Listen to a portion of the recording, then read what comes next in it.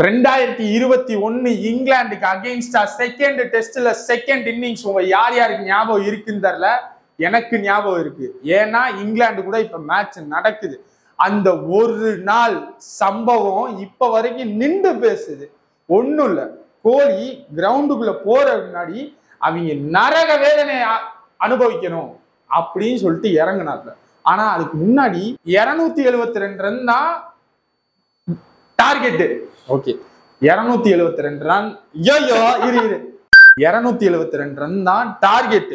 இத டிக்ளேர் வேற பண்ணியிருக்காப்ல. இத்தனைக்கும் சமியும் பும்ராவும் குட் பார்ட்னர்ஷிப். சமி ஒரு 50, பும்ரா ஒரு 34, இன்னும் விக்கெட்டை கொடுக்கல. ஆனா என்ன ஒரு தைரியத்துல கோலி எதுக்கு டிக்ளேர் பண்ணாரு? ஒருவேளை இந்தியன் மேல உள்ள பவுலிங் மேல நம்பிக்கையா, இல்ல இங்கிலாந்து பேட்டிங்ல இந்த ஸ்கோர்லாம் அடிக்கவே மாட்டாங்க அப்படின்ற அபார நம்பிக்கையா? ஏன் கேப்டன் டிக்ளேர் பண்ணீங்க? ஏன் இதெல்லாம் வேற எந்த டீம்ல நடக்கிறது இல்லையா? அதுக்காக டிக்ளேரே வேணான்னு முடிவு எடுத்துட முடியுமா? நம்ம ஊர்ல லீடு ஃபாலோ ஆனே டிக்ளேரு கலாச்சாரம் இருக்கதான் செய்யுது. பசங்களுக்கு எங்க டிக்ளேர் பண்ணணும் பண்ணக்கூடாது, விக்கெட் எடுக்கணும் எடுக்கக்கூடாதுன்றத இந்த மேட்ச்ல டிக்ளேர் பண்ணாதான் தெரியும். அப்பதான் T20 கரெக்டா இருக்கும். இந்த IPL-க்கும் T20க்கும் லாஸ்ட் ஒரு த்ரில்லருக்கும் எப்படி பவுலிங் போடணும்னா இந்த மேட்ச்ல பவுலிங் போட்டு ஜெயிச்சே தீரணும். சரி கேப்டன், நீங்க சொல்றது கரெக்ட்னே வச்சுக்கலாம். பவுலர்ஸ் ஒருவேளை ட்ரிக்கரோ ஒருவேளை சண்டை போடுறதோ இல்ல ஒரு மாதிரி ஸ்லெட்ஜிங்னு இறங்கிட்டா யார் பொறுப்பேற்றுக்கிறது? அப்படி எதுவும் நடக்காது. ஒருவேளை நடந்தா ரிட்டையர் ஆயிருவீங்களா? நடந்தா பாப்போம். அப்ப இந்த மேட்சுக்கு நீங்களே பொறுப்பேற்று மேட்சை வின் பண்ணி காட்டுங்க. ஒருவேளை வின் பண்ணலைன்னா ரிட்டையர் ஆயிடணும். பும்ரா இத்தனைக்கு அப்போ ஒரு தேர்ட் பவுலரா தான் இருந்தாரு. நான் சொல்றது 2021. பும்ராக்கு அவ்வளவு ஒரு பவுலிங் இதுவுமே கிடைக்கல. ஏன்னா அப்ப வந்து பீக்ல நிறைய பவுலர்ஸ் இருந்தாங்க இந்தியன் டீம்ல. பும்ராவை எப்படி யூஸ் பண்ணாருன்னு அப்ப தெரிஞ்சது. பும்ராட்ட ஒண்ணுதான் சொல்லியிருப்பாரு, மேட்சை விட்டுறக்கூடாது, விட்டுறாதடா. கேப்டன் சொல்லுங்க என்ன பண்ணணும்? டேய் தம்பி, நீ தோத்தா நானும் தோத்துருவேன். சரி, அடுத்து வர்ற 60 ஓவரும் 50 வருஷத்துக்கு அப்படியே இருக்கும்.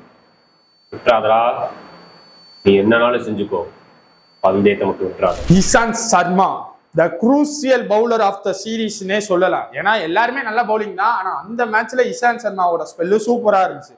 இங்கிலாந்துக்கு அகைன்ஸ்டா 2014 7 விக்கெட் எடுத்தாப்ல. அந்த 7 விக்கெட் எடுத்த அதே கான்பிடென்ட்டோட இந்த இன்னிங்ஸ்லயே வந்து பவுலிங் போட்டிருக்காரு. இங்கிலாந்து ஒரு மாதிரி ஒரு தெனாவட்ல தான் இருந்தாங்க. ஆனா இஷாந்த் சர்மாட்ட கோலி எப்படி பேசி பவுலிங் இப்படி கொண்டு வந்திருக்காப்லனா, அவன் ரொம்ப பண்றாங்கடா. இந்த மேட்ச்ல மட்டும் ஏகப்பட்ட சம்பவம். அதுல 7 சிங்கிள் டிஜிட் ஸ்கோர் வேற. நீ வேற அமைதியா போற, அவங்க வேற இதான் சாக்குன்னு ரொம்ப ஆடுறாங்க. பேசாம அவங்க இந்தியா கூப்பிடவா?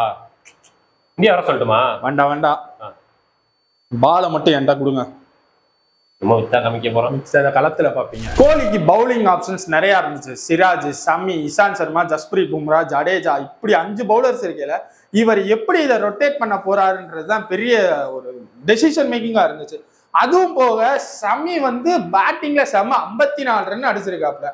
அது போக டிக்ளேர் வேற பண்ணிட்டாப்ல. சமிக்கு கண்டிப்பா காண்டு இருந்திருக்கும், விட்டு இருந்தா இன்னும் கொஞ்சம் அடிச்சிருப்போம்லாடான்ட்டு. ஆனா அதெல்லாம் மறந்துட்டு பவுலிங் போட்டிருக்கேன். இத்தனைக்கும் நோ பால் போடக்கூடாது, ஒய்டு போடக்கூடாது, விக்கெட்டும் எடுக்கணும். எப்படி அந்த இடத்துல கோலி வந்து சமியை டியூன் பண்ணியிருக்காங்க. கூப்பிட்டீங்க, சமி நீ ஒய்டு போட்டா எடுத்துப்பாங்க, நீ நோ பால் போட்டா அடிச்சிருவாங்க. அதனால விக்கெட் விட்டு எடுக்காம விட்டுறாத. நீ அவங்களை ஜெயிக்கணும்னு நினைச்சா விக்கெட் எடு, நல்லா பவுலிங் போட்டு விக்கெட் எடு. அப்படி நீ விக்கெட் எடுத்தா நல்ல நிலைமைக்கு வரலாம். அப்படி நீ வந்ததுக்கு அப்புறம் அவங்க நமக்கு பண்ணதை நீ எவனுக்கும் பண்ணிடாத. பகையை வளர்க்குறத விட கடக்கிறது தான் முக்கியம். ஒரே மண்ணில் பிறக்கிறோம், ஒரே விளையாட்டை தான் விளாடுறோம், ஒரே மாதிரி தான் பவுலிங்கும் பேட்டிங்கும் ஆடுறோம். இது போதாதான் நம்ம ஜெயிக்கிறதுக்கு. சுல்தான் படத்துல கார்த்திக் எப்படி கெடாவோ அது மாதிரி விராட் கோலிக்கு நம்ம சிராஜை எப்படி யூஸ் பண்ணியிருக்காருன்ட்டு பார்த்தீங்கன்னாலே தெரியும்.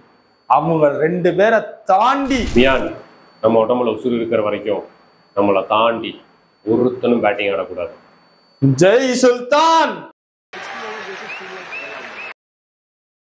நம்ம உடம்புல உசுறு இருக்கிற வரைக்கும் உசுறு இருக்கணும்ல. இது போதாதான் நம்ம ஜெயிக்கிறதுக்கு. போதாதா? அடுத்து அவ்வளவுதானா? அடியா இருக்கு. ஓகே கேப்டன் கூப்பிட்டீங்களா? என்ன பண்ணணும்? டைலாக் பார்க்கணும். அப்படியா? சரி பாருங்க. ஏப்பா டிக்ளேர் பண்ண?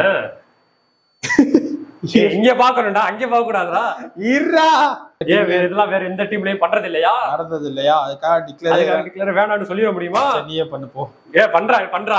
ஏன் அதுக்காக எந்த டீம்லயும் டிக்ளேரே பண்ணாம இருந்தது இல்லையா? கரெக்ட் தானே இல்லையா? ஏன் இதெல்லாம் வேற எந்த டீம்லயும் நடந்தது இல்லையா? அடுத்து அதுக்காக டிக்ளரே வேணாம்னு முடிவெடுக்க முடியுமா? நம்ம ஊர்ல இந்த கலாச்சாரம் இருக்கிற நம்ம ஊர்ல லீடு ஃபாலோ ஆன் டிக்ளேர் இந்த கலாச்சாரம் இருக்கத்தானே செய்யுது. அடுத்து எங்க விக்கெட் விடணும், எங்க டிக்ளேர் பண்ணணும், எங்க டிக்ளேர் பண்ணணும். அடுத்து என்னது? எங்க டிக்ளேர் பண்ணக்கூடாது, எங்க டிக்ளேர் பண்ணக்கூடாதுன்றது இங்க டிக்ளேர் பண்ணாத இல்ல. எங்க டிக்ளேர் பண்ணணும் பண்ணக்கூடாது, எங்க விக்கெட் எடுக்கணும் எடுக்கக்கூடாதுன்றது இங்க பண்ணாதான். பண்ணு போ.